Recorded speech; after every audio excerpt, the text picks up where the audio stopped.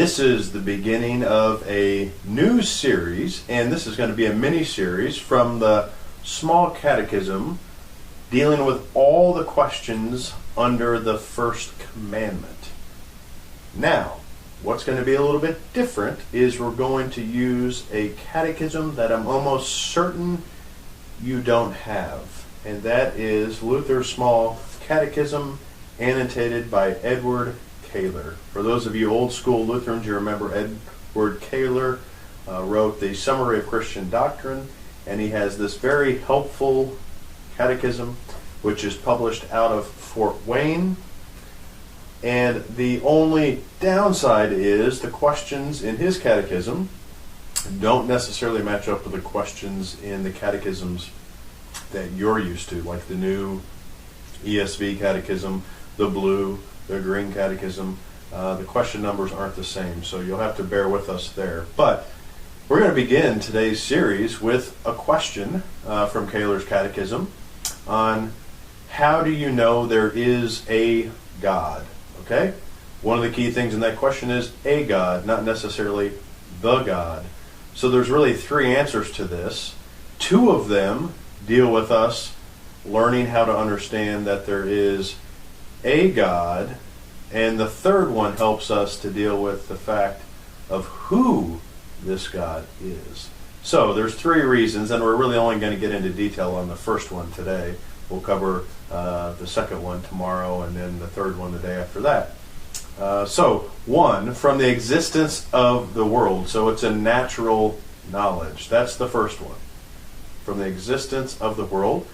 And two is testimony of my conscience. So my conscience is also natural knowledge inside of me that bears witness to the fact that there is a God. And then thirdly, now moving on to the revealed God, we look to the Holy Scriptures where God reveals himself to us. And this is under the category of revealed knowledge. So, real quickly, natural knowledge of God is the existence of the world and my conscience, and the revealed knowledge of God comes from the Scriptures. Okay, so today we're looking at number one, the natural existence of the world. There's a couple passages that help us understand what we mean by that. Psalm 19, verses 1, we can read through verse 2. The heavens declare the glory of God, and the sky above proclaims his handiwork. Day to day pours out speech, and night to night reveals knowledge.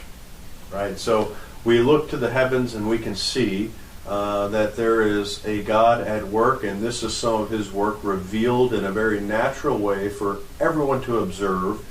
And to think of this creation, one must also think that there is a creator.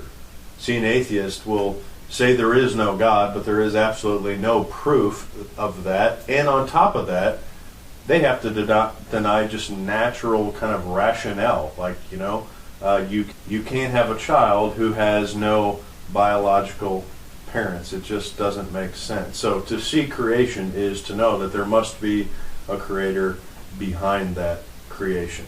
Okay. Then another passage from Romans chapter 1. I believe it is verses, Romans 1 verses 19 and 20.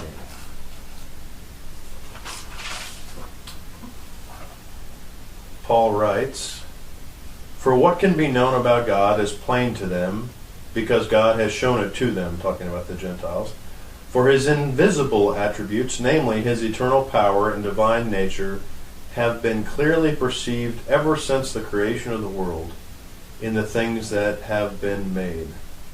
So they are without excuse." Verse 21, "For although they knew God, they did not honor him as God or give thanks to him, but they became futile in their thinking, and their foolish hearts were darkened. Claiming to be wise, they became fools and exchanged the glory of the immortal God for images resembling mortal men and birds and animals and creeping things." And so you see a little bit more of the natural kind of knowledge that they have of God. When they obey the law and do the law, it shows that it's written on their heart in some way.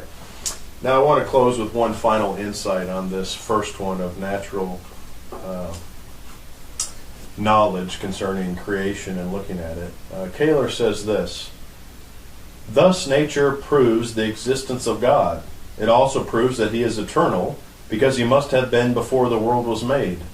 That he is powerful, because he made this world out of nothing. That he is a living God, because there could be no life in the world without him. That he is wise, because each creature, from the smallest to the greatest, is so constructed as to serve its purpose effectively. Whatever we see in nature proclaims the glory of God. While God indeed manifests himself in nature, nature itself is not God, as pantheism teaches, but it is his handiwork. Join us tomorrow as we talk about how our conscience bears witness and provides natural knowledge of the existence of a God.